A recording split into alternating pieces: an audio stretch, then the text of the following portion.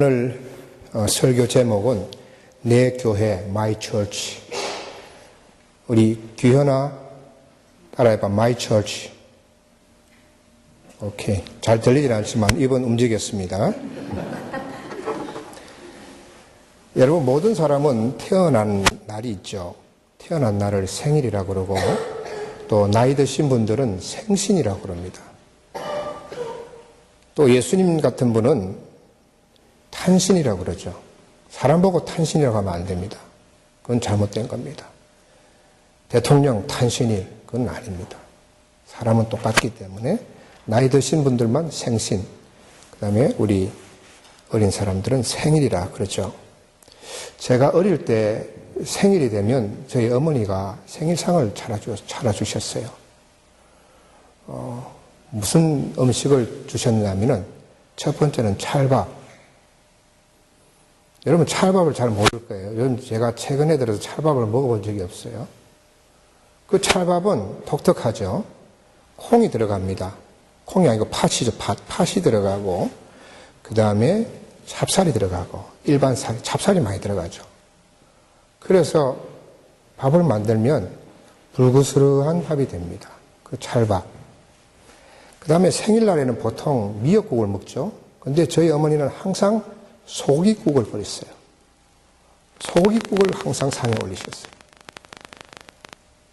그 다음에 두 번째는 빨간 생선. 빨간 생선을 구워서 항상 그 빨간 생선을 그때는 비싼 생선, 이름은 정확하게 기억이 안 나요. 예, 도민지, 하여튼 빨간 색깔에. 그래서 그걸 구워서, 후라이팬에 구워서 그렇게 올려주시고. 그 다음에 네 번째는 가지나물. 제가 가지나물을 좋아해요. 그래서 가지나물을 상에 올려서 그 생일상으로 그렇게 차려주셨어요. 그래서 소고기국하고 찹쌀하고 생일 때면 항상 먹는다고 생각을 한 거죠. 생일 케이크, 요즘은 생일날 생일 케이크를 가져와서 촛불을 켜고 촛불을 후 불고 생일 축하합니다 하고 그렇게 노래를 부르지 않습니까? 저는 생일날 생일 케이크로 축하받아 본 적이 없습니다. 저희 집에서는 생일 케이크 없었어요. 그냥 찰밥, 소고기국, 가지나물, 그 다음에 빨간 생선. 그게 생일상의 전부입니다. 한 번도 생일 케이크 놓고 촛불을 놓고 너 몇 살이구나 축하한다. 그렇게 해본 적이 없어요. 그래서 제가 커서 아이들과 함께 생일날 생일 케이크를 사가지고 그렇게 사실 촛불을 끄고 하는 게 저한테는 별로 익숙하지가 않아요. 그래서 좀 거기에 적응하는데 좀 시간이 좀 필요했었습니다. 그리고 선물도 없어요. 그냥 소고기국, 찰밥밖에 없었습니다. 여러분 생일은 그저 축하하고 감사하는 날이죠. 낳아주신 부모님께 감사하고 또 가족들에게 축하받는 날입니다. 오늘 우리 교회 생일이죠. 19번째 생일입니다. 오늘 우리가 예배를 마치고 나면 우리 성도님들이 준비한 음식을 나누면서 우리 교회를 낳아주신 하나님께 감사하고 또 서로 축하하고 감사하는 날이 될 것입니다. 하나님 감사합니다. 우리를 낳아주셔서 감사해요. 또 우리 성도님들 감사합니다. 참 고생하셔서 교회를 섬기느라고 작은 교회 섬기느라고 고생 많이 하셨습니다. 오늘 이 생일을 맞으면서 교회, 주님이 세우신 그 교회를 다시 한번 생각해 보았으면 좋겠습니다. 저는 어릴 때 교회에 대한 좋은 기억을 가지고 있습니다. 교회에 대한 좋은 기억들이 있기 때문에 그것이 나의 신앙에 아주 중요한 좋은 영향을 주었다 하는 것을 제가 알고 있습니다. 그래서 우리 자녀들이 교회에 대한 좋은 기억들을 많이 가지기를 바라요. 교회 가면 어떻더라. 교회는 우리 전도사님이 말씀을 잘 전해주시고 또 친구들끼리 하나님의 말씀 배울 때 너무나 좋았어 하는 그 좋은 기억들을 가짐으로 인해서 우리 자녀들이 신앙에 좋은 영향을 받기를 바랍니다. 여러분, 교회는 두 가지 이름이 있어요. 첫 번째는 뭡니까? 에클레시아예요. 에클레시아. 에클레시아라고 하는 이 단어는 에크, 그 다음에 레시아, 부르다. 에크는 뭐뭐로부터 부르다 이런 뜻입니다. 그래서 세상으로부터 하나님께서 우리를 부르신 것이죠. 그것이 에클레시아, 그것이 교회입니다. 신약 성경에 나오는 교회의 의미는 이 에클레시아라고 하는 그 의미가 큽니다. 그래서 하나님께서 세상에서 멸망할 수밖에 없는 우리들을 부르셔서 하나님의 공동체로 묶어주신 것, 이것이 교회입니다. 그것이 에클레시아라고 하죠.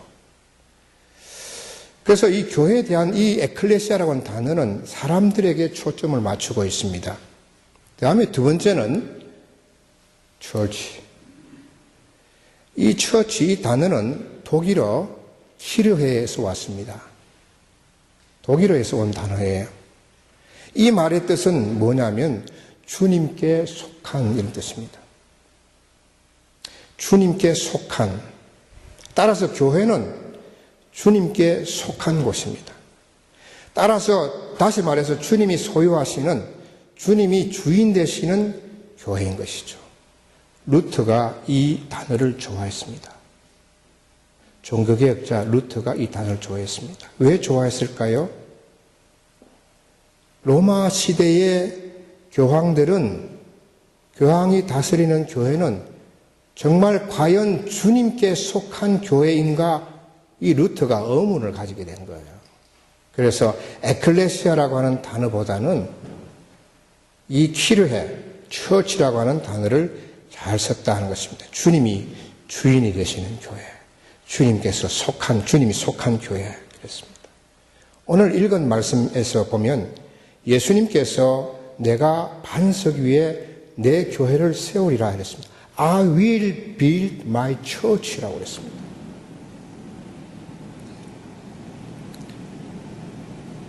매튜 16, 18 한번 누가 같이 한번 읽어보시죠. 우리 교회학교, 우리 중고등부, 그 다음에 우리 교회학교 다 같이 한번 읽어보겠습니다. 시작. And I tell you that you are Peter, and on this rock I will build my church, and the gates Hades will not overcome it. 이 Hades는 뭡니까? 지옥이죠, 지옥. 예.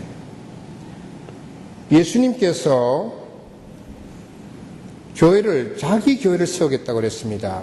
세상에 참 많은 교회가 있죠. 예수님을 하나님의 아들이고 그리고 그리스도라고 고백하는 그 믿음의 반석 위에 세워진 교회는 모두 예수님의 교회입니다. 통일교가 교회일까요? 교회가 아닐까요? 자기들은 통일교는 교회라고 그러는데 교회가 아니죠. 문선명이를 그리스도라고 이야기하는 교회가 아니죠. 예수를 그리스도로 하나님의 아들이라고 고백하는 그 교회가 예수님의 교회인 것입니다. 교회는 큰 교회도 있고 작은 교회가 있지만 교회는 예수님께서 소유하시는 곳이다.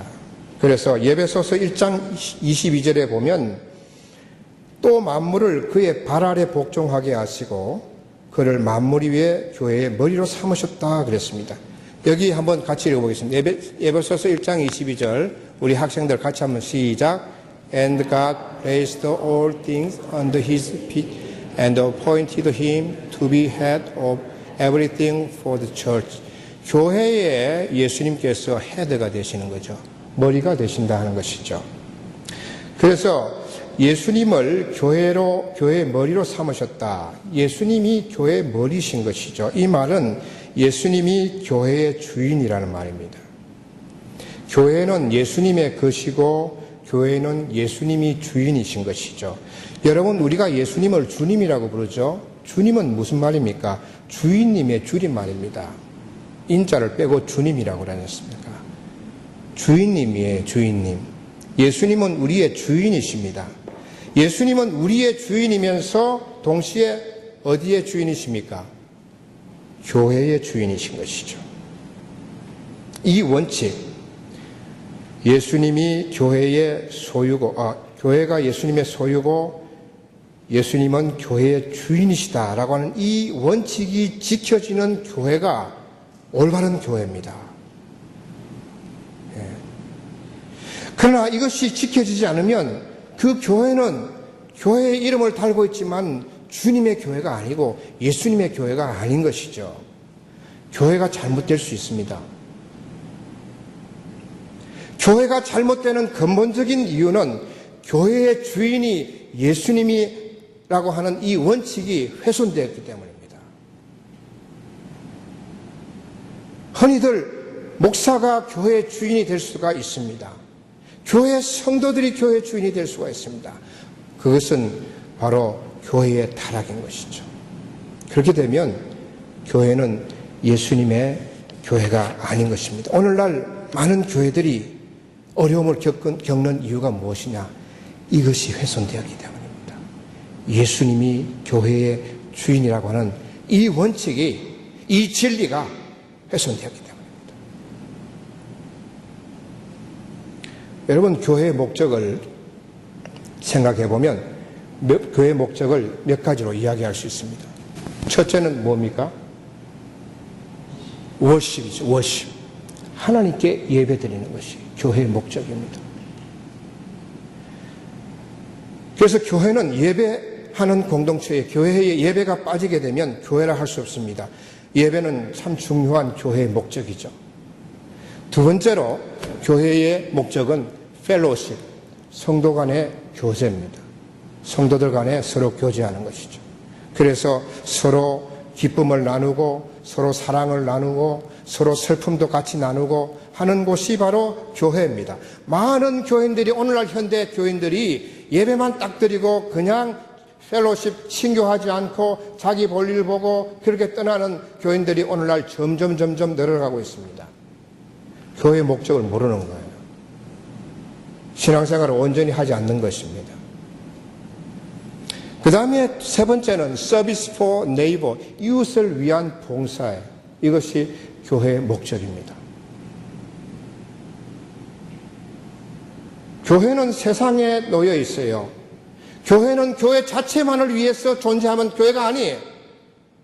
교회는 세상을 위해서 빛을 발하고 교회, 세상의 어려운 사람들을 돕고 하는 것이 중요한 교회의 목적입니다. 서비스 포 네이버. 그래서 이것을 감당해야 되는 것이죠. 어려운 이웃들이 얼마나 많습니까? 가난한 사람들이 얼마나 많습니까? 그래서 그들을 돕고 그들을 도와주고 사랑하고 필요를 채워주는 것이 교회가 해야 할 중요한 일인 것입니다. 네 번째로 이반젤리즘 앤드 미션, 교회는 전도하고 선교하는 것이 교회의 중요한 목적입니다. 이것은 어떻게 보면 교회의 궁극적인 목적이면서 이 모든 것을 포함하는 월십, 펠로십, 서비스 포 네이버를 포함하는 그런 목적이라고 말할 수가 있습니다. 예수님께서 부활하시고 하늘나라로 가시기 전에 제자들에게 하신 말씀을 우리는 너무 잘 알고 있습니다. 마태복음 28장 19절에서 20절 같이 한번 여러분 우리 성도들 다 영어로 같이 한번 해보겠습니다. 시작.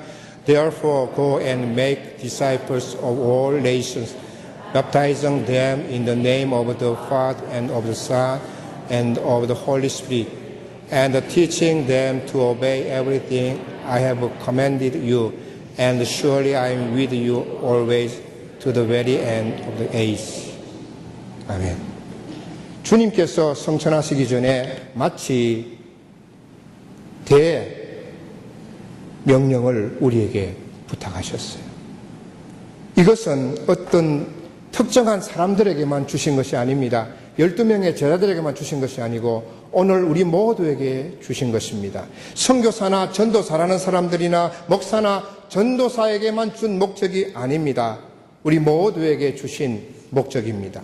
우리는 이 목적을 위해서 살아야 합니다. 우리가 일하는 목적도 여기에 있습니다. 우리가 돈을 버는 이유도 여기에 있습니다. 우리가 공부하고 어떤 자리에 오르는 이유도 바로 복음을 전하기 위해서입니다. 이것을 다른 말로 하면 하나님 나라를 확장하는 것입니다. 하나님 나라를, 하나님이 통치하시는 그 나라를 확장해가는 것, 그것을 다른 말로 하면 복음을 전하는 것입니다. 복음을 전하기 위해서는 그럼 직장을 다 그만두고 복음을 전해야 되겠구나. 먹고 사는 거 하나님 하시겠지 하고 직장을 그만두고 복음만 전하는 것, 그건 잘못된 것입니다. 자기의 직업을 가지고 자기의 비즈니스에서 의사가 되고 학자가 되고 변호사가 되고 선생님이 되고 어떤 전문 직업을 가지고 그 직업의 현장에서 복음을 전하는 것입니다. 예수를 전하는 것입니다. 말로만 전하는 것이 아니고 내 마음으로, 내 삶으로 그렇게 복음을 전하는 것입니다. 그것이 교회의 목적이고 우리 한 사람 한 사람의 목적인 것입니다. 그런데 복음을 전하기 위해서는 여러분들이 성령을 받아야 합니다. 여러분 알다시피 예수님의 제자들은 성령 받기 전에는 비겁한 사람들이었습니다. 자기밖에 몰랐던 이기적인 사람들이었습니다. 그들은 겁쟁이였고 오늘 자주 말하는 이야기겠죠. 의리가 없는 사람들이었어요. 의리가 없는 사람들. 그랬던 제자들이 겁쟁이였고 비겁한 사람들이었던 자기밖에 몰랐던 이 제자들이 성령을 받고 나서 사람들이 달라졌어요. 성령을 받고 12명의 제자들은 복음을 전하러 세계 곳곳에 흩어졌습니다. 아프리카도 가고 아시아도 가고 유럽도 가고 흩어져서 복음을 전하기 시작했습니다. 도마는 어디로 갔을까요? 인도로까지 갔습니다. 여러분 인도가 요즘 10억이 넘는 인구를 가지고 있죠. 그 가운데서 인도 북쪽 지방 동북 쪽에 있는 그 지역의 기독교인들이 8천만 명이나 있어요. 8천만 명. 엄청난 숫자죠. 워낙 인도 인구가 많기 때문에 작게 느껴지지만은 인도에 8천만 명이 넘는 그러한 그리스도인들이 있어요. 그들이 힌두교들한테 핍박을 당하고 이슬람교들에게 핍박을 당하지만 신앙을 지금 지키고 있습니다. 그 영향이 그들이 어떻게 그 8천만 명이라는 사람들이 그 인도에서 신앙생활을 하고 있을까요? 도마가 복음을 전했기 때문입니다. 도마는 인도에서 순교했습니다. 톱이 있죠. 톱으로 잘려서 그렇게 순교를 당했습니다. 성령을 받았기 때문에 그들은 비겁했습니다. 그들은 성령 받기 전에는 예수님 십자가를 멀리하고 도망을 쳤습니다. 그렇지만 성령을 받고 나서는 겁이 없어졌어요. 용감하게 됐어요. 그래서 인도까지 가서 복음을 전하다가 순교한 것입니다.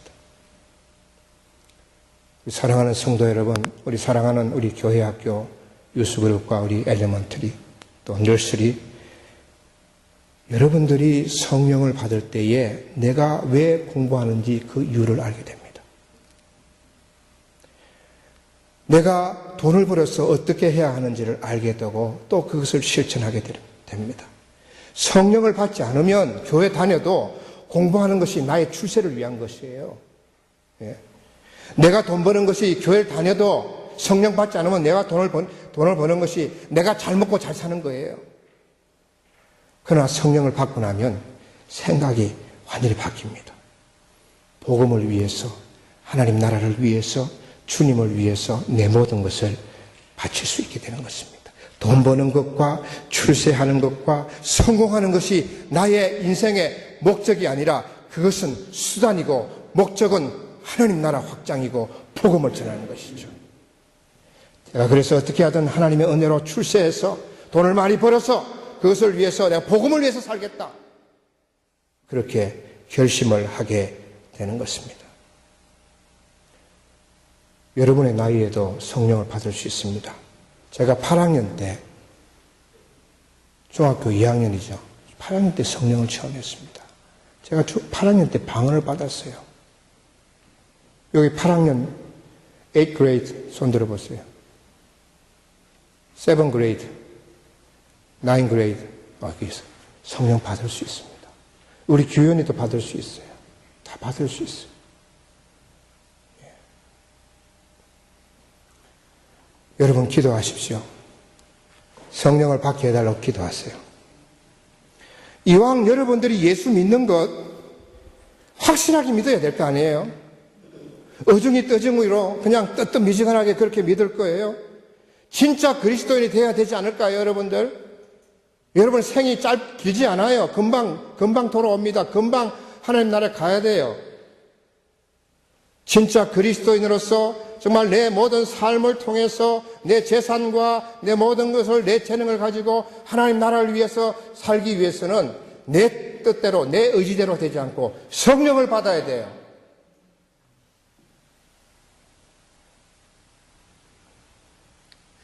성령 받고 나면 세상에 아무리 유혹이 많고 신앙을 버리게 하는 분위기라도 믿음을 떠나지 않습니다.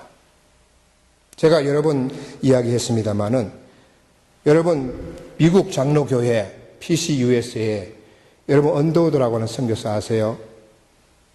언더우드 선교사가 1885년도에 아펜젤러와 함께 인천 제물포항에 내려서 그때부터 복음을 전하기 시작했어요. 그 언더우드가 파송한 교단이 PCUS예요. 그래서 우리 한국의 장로교하고 여기 PCUS하고는 자매 결연이 맺어져 있어요. 그런데 이번 피츠버그에서 있었던 그 PCUS의 교단 총회에서 결혼의 조항을 바꿔버렸어요. 결혼은 누구하고 누가 하는 거예요? 우리 다니엘, 결혼은 누구하고 하는 거야? 몰라. 아직은 뭐 몰라도 돼. 우리 찬수, 결혼은 누구하고 하는 거야? 예? 남자와 여자가 하는 거지. 남자와 남자가 결혼할 수 있어 없어? 여자와 여자가 결혼할 수 있어 없어? 그런데 이번에 그 총회 헌법에서 어떻게 했냐면은 본래는 남자와 여자가 결혼한다 이렇게 되어 있는 법을 바꾸었어요. 어떻게? 두 사람이 결혼한다로 바꾸었어요. 너무나 끔찍한 일이 벌어졌습니다. 네. 너무나 놀라운 일이 벌어졌어요. 두 사람은 남자와 남자가 될 수도 있고 여자가 여자가 될 수도 있습니다. 그걸 오픈해 놓는 거예요. 이런 시대에 우리가 지금 우리 자녀들을 키워야 되고 이런 시대에 우리가 살고 있습니다. 예. 그래서 성령을 받고 올바른 믿음 위에 서서 하나님의 일을 해야 할 것입니다. 제가 어릴 때 출석했던 교회는 감리교회였습니다. 저 산꼭대기에 있는 교회였는데 어른들이 20명에서 30명 사이에 출석하는 교회예요. 목사님이 혈압으로 쓰러져서 돌아가시고 나서 교회가 목사님이 없다가 감리교 목사님이 다시 오셨는데 그 목사님은 별로 목회를 열심히 하지 않으셨어요. 바둑을 잘 두시는 분이셨어요. 그때 제가 신앙생활할 때 학생들이 한 20명 정도가 있었습니다. 어른들은 계속 20명에서 30명인데 서로 다투고 싸우고 자기가 잘났다고 그러고 교회는 힘들었어요. 그때 우리 학생들이 뭐라고 했냐면 우리끼리라도 잘 모여서 기도하고 성령 받자. 그래서 우리 학생들이 20명이서 매일 교회에서 모여서 기도했습니다. 토요일은 공식적으로 모여서 기도하고 매일 교회를 위해서 우리가 기도하자. 그래서 우리 중고등부를 지도하시는 전도사님도 안 계시고 교회 약하니까 우리가 늘 기도하자. 매일 기도하자. 그래서 매일 학교 마치고 책보다리 들고 교회 와서 기도하고 집으로 가고 그렇게 했습니다. 그랬던 저희들이 그렇게 기도를 하니까 성령이 임했어. 그래서 제가 그때 기도할 때 성령을 받았어요. 제가 그때 기도할 때 방언을 받았어요. 그리고 나가서 우리가 전도를 했죠. 전도를 해가지고 교회가요. 우리 중고등부 어른들은 성장하지 않았는데 우리 중고등부는 80명에서 100명까지 성장했어요. 그렇게 하나님의 부흥을 체험한 경험이 있습니다. 우리 유스그룹도 마찬가지고 우리 엘리먼트도 마찬가지고 여러분들이 기도해서 성령을 받아서 정말 내 삶의 목적을 알고 삶의 이유를 알고 그렇게 자라가기를 바랍니다. 여러분, 예수님은 교회를 사랑하십니다. 왜? 예수님께서 교회를 낳았었기 때문에, 예수님의 교회이기 때문입니다. 마찬가지로 우리도 예수님처럼 교회를 사랑해야 합니다. 사도 바울이 많은 교회를 세웠죠. 그리고 그 모든 교회를 사랑했습니다. 바울이 이렇게 고백합니다. 골로새서 1장, Colossians chapter 1, 24. 한번 같이 한번 읽겠습니다. 시작. Now I rejoice in what was suffered for you, and I fill up in my flesh what is still lacking for the sake of the body, which is the church. 교회를 위해서 자기 몸에 고난을, 그리스도의 고난을 치운다고 그랬습니다. 교회를 사랑하기 때문에 고난을 교회를 위해서 자기의 육체에 채운다 하는 것입니다. 자신의 몸으로 고난을 짊어지겠다 하는 것입니다. 고난은 다르게 표현해서 희생하는 것입니다. 교회를 위해서 내가 sacrifice, 희생하겠다는 것입니다. 여러분, 교회를 사랑하는 것은 그냥 말로만 사랑한다는 것이 아니고 교회를 위해서 자신을 희생하는 것입니다. 희생하는 것은 쉽지가 않죠. 사람은 누구나 다 어려운 일을 안 하려고 합니다. 사람의 본성이에요. 쉬운 일을 하려고 하지 어렵고 힘든 일을 가능하면 안 하려고 합니다. 그래서 좁은 길을 안 가려고 넓은 길로 가려고 합니다. 그러나 예수님은 분명하게 우리에게 말씀해 주시기를 좁은 길로 가라고 말씀하셨습니다. 넓은 길로 가지 말라고 하셨습니다. 힘든 길을 가라고 하셨습니다. 편한 길을 가지 말라고 하셨습니다. 왜냐하면 좁은 길과 힘든 길은 생명의 길이고 넓고 편한 길은 멸망의 길이기 때문이라고 말씀하셨어요. 여러분, 이것은 우리 신앙에만 해당되는 것이 아니라 우리 모든 생활에 다 적용됩니다.